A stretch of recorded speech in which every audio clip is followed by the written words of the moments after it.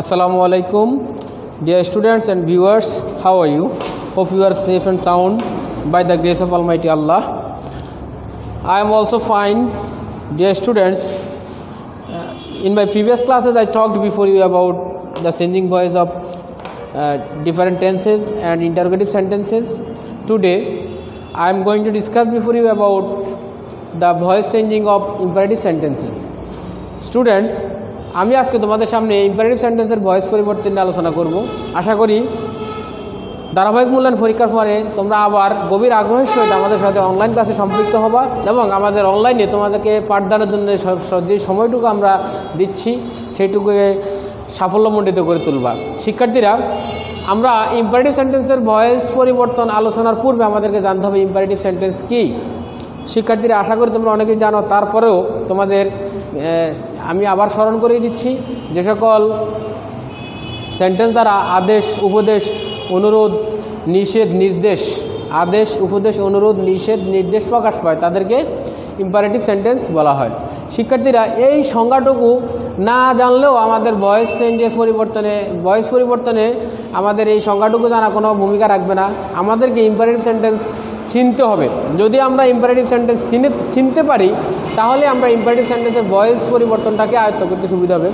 তো imperative sentence চেনার বৈশিষ্ট্যটা নিয়ে আমি তোমাদের সাথে একটু আলোচনা করতে চাই। প্রথমে ভয়েস পরিবর্তন শুরু করার পূর্বে ইম্পারেটিভ সেন্টেন্স এর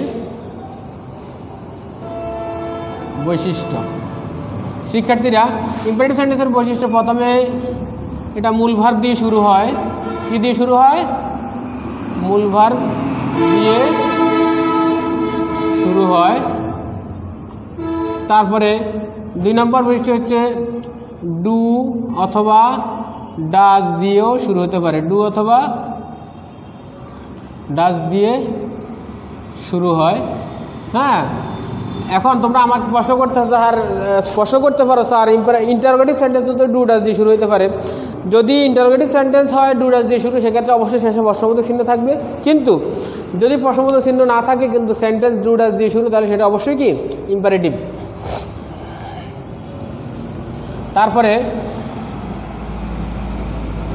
তোমার আমরা মূল ভার্ব দিয়ে শুরু হয়, ডু ডাজ দিয়ে শুরু হয়, তারপরে লেট দিয়ে শুরু হয়। কি? লেট দিয়ে শুরু হয়। হ্যাঁ, তারপরে তোমার ইম্পারেটিভ সেন্টেন্সে কি থাকতে পারে? প্লিজ,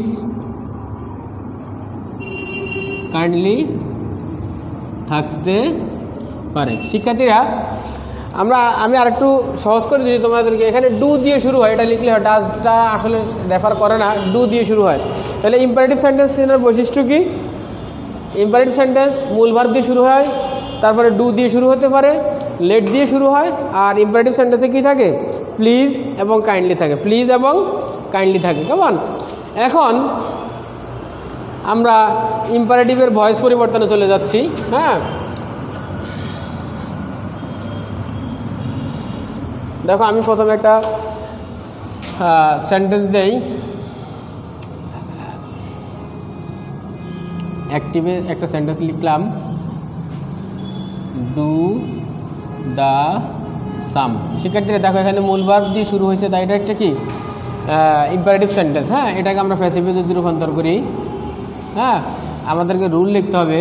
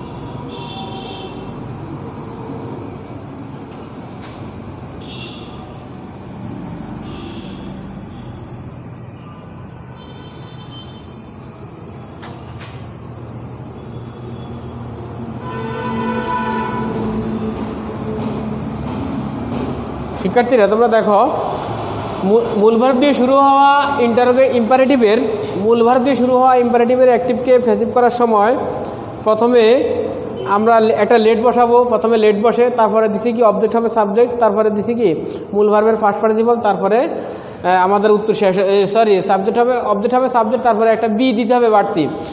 কি দিতে হবে? বি, তারপরে দিতে হবে মূল ভার্বের ফার্স্ট পার্টিসিপল। এখন আমাদের তাহলে প্রদত্ত সেন্টেন্স দেখো, যেহেতু ইম্পারেটিভ আমরা প্রথমে কি দিব? লেট দিব। তারপরে অবজেক্টকে দা সাম, লেট দা সাম, তারপরে একটা নিয়ম অনুযায়ী বি দিব, মূল ভার্ব ডু এর ফার্স্ট পার্টিসিপল কি? Done. Let the same be done. শিক্ষার্থীরা আমি আরেকটা উদাহরণ দিয়ে তোমাদেরকে আজকে এই প্রথম রুলসটা আবার বুঝিয়ে দিচ্ছি। দেখো, হেল্প দ্য পুয়ার, যদি এই সেন্টেন্সটা আমরা অ্যাক্টিভলি পেয়ে থাকি তাহলে আমাদের এখানে হেল্পার তো সাহায্য করে, এটা ভার্ব দিয়ে শুরু হয়েছে তাই এটা কি ইম্পারেটিভ। এক্ষেত্রে আমরা ফেসিভ করার সময় প্রথমে লেট দিব, তারপর অবজেক্ট দ্য পুয়ারকে সাবজেক্ট বানাবো, লেট দ্য পুয়ার নিয়ম অনুযায়ী একটা বি দিব, তারপর হেল্পের ফার্স্ট পার্টিসিপল কি? হেল্পড। এই হচ্ছে আমাদের মূল ভার্ব বিশিষ্ট ইম্পারেটিভ অ্যাক্টিভকে ফেসিভ করার নিয়ম। কেমন? এখন আমরা আরেকটা সেন্টেন্স লিখবো এখন, সেটা আরেকটা নিয়মের জন্য। দেখো আমি সেন্টেন্সটা দিচ্ছি, do not hate the poor. দেখো সেন্টেন্স কি নেগেটিভ আছে এখানে নাকি? সেন্টেন্স কিসে আছে? নেগেটিভে আসে। তাইলে আমরা দেখো এটা নিয়মটা আগে লিখে নিই, তারপরে সমাধান করি।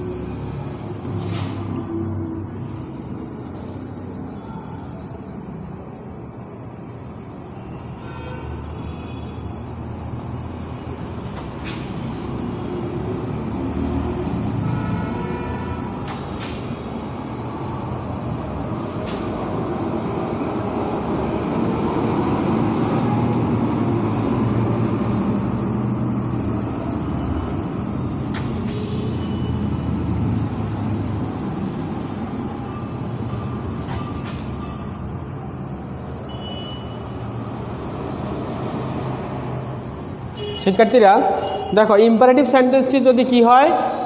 নেগেটিভ হয়, সেক্ষেত্রে কি হবে? দেখো ইম্পারেটিভ সেন্টেন্সটি যদি নেগেটিভ হয় সেক্ষেত্রে ফেসিভ করার সময় প্রথমে লেট দিব, আর লেটের সাথে আমরা নট বসিয়ে দিব। কেমন?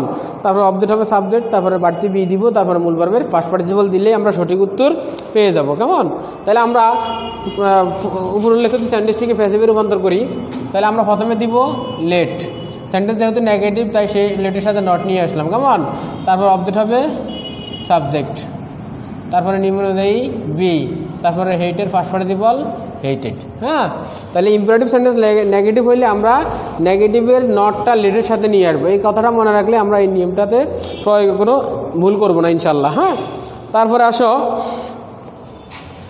আমি আরেকটা সেন্টেন্স লিখতেছি এবং সেটার নিয়মটাও লিখে দিচ্ছি।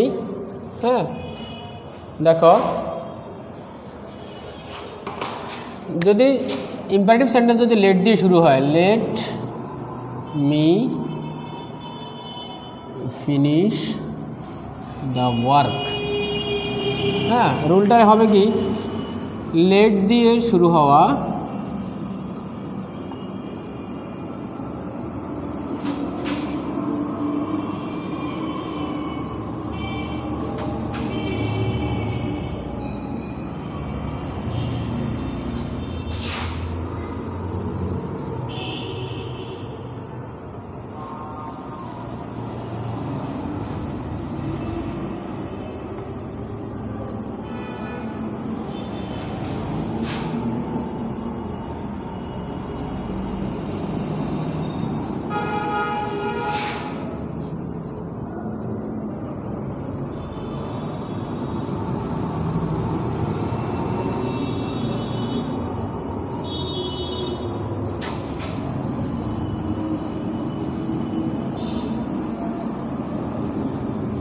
সুপ্রিয় শিক্ষার্থীরা, তোমরা দেখো ইম্পারেটিভ সেন্টেন্স যদি লেট দিয়ে শুরু হয় সেক্ষেত্রে নিয়মটা কি হবে?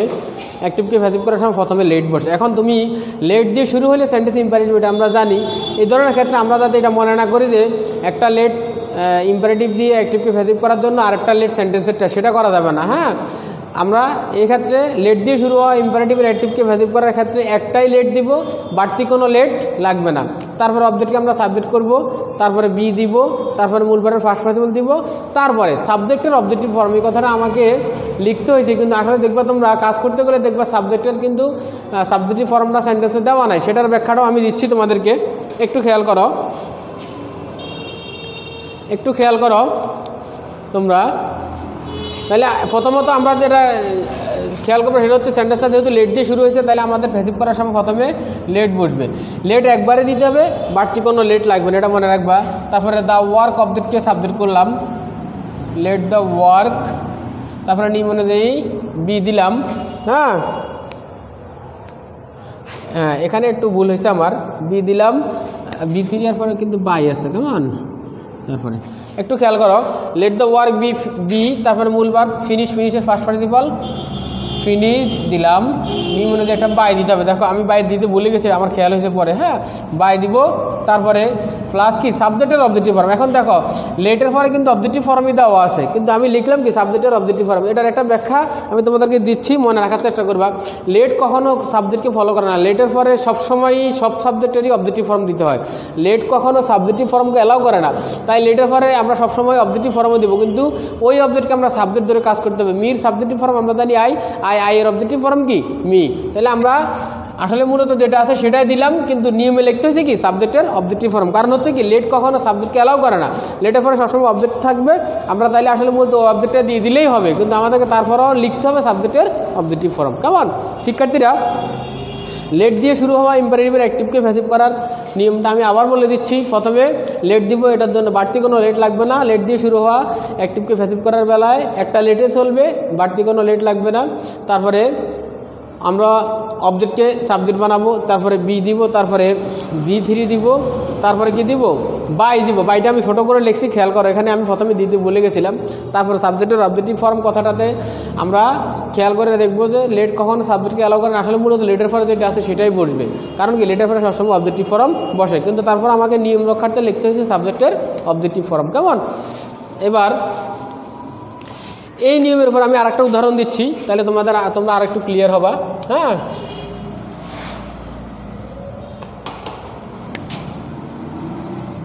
Late them play football.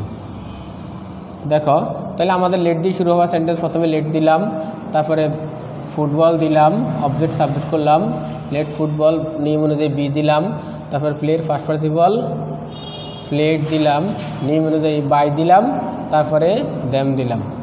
হ্যাঁ, আসলে মূলত দ্যাম, লেটের সাথে দ্যামটা মূলত দে, কিন্তু লেট যেহেতু সাবজেক্টকে অ্যালাউ করে না, অবজেক্টকে অ্যালাউ করে, তাই দ্যাম লিখছি। হ্যাঁ, তাহলে they subjective form, them objective form কি দ্যাম। সেই দিক বিবেচনায় তুমি দিতে পারতেছো সঠিকভাবে, অথবা লেটের পরে যেটা থাকবে সেটাকেই সরাসরি দিয়ে দিলেই উত্তর হয়ে যাবে, এটা মনে রাখলেও হবে। কেমন? এবার আসো আমরা আরেকটা নিয়ম আছে, সেটা একটু ডিফিকাল্ট, সেটা আজকে আলোচনা না করলেই ভালো হবে। হ্যাঁ, তোমাদের পরবর্তী ক্লাসে আমি সেই নিয়মটা সহকারে আজকের আলোচিত রুলসগুলোর এক্সারসাইজ করাবো।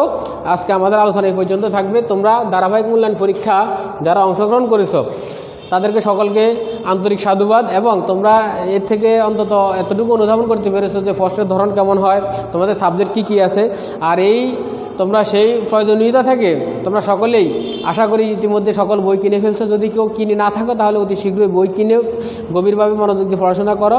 আমাদের শিক্ষা প্রতিষ্ঠান খোলা রাখ পর্যন্ত যদি আমরা পড়া এগিয়ে নিতে না পারি, তাহলে আমাদের হঠাৎ করে শিক্ষা প্রতিষ্ঠান খুলবে, হঠাৎ করে পরীক্ষার ঘোষণা আসবে, আমরা তখন অনেক বেকায়দায় পড়ে যাব। সকলেই আমার ইংরেজি বই সহকারে সকল বই সংগ্রহ করে গভীর আন্তরিকতার সহিত আমাদের সাথে অনলাইন ক্লাসে সম্পৃক্ত হবা, এই আশাবাদ ব্যক্ত করি। আল্লাহ হাফিজ।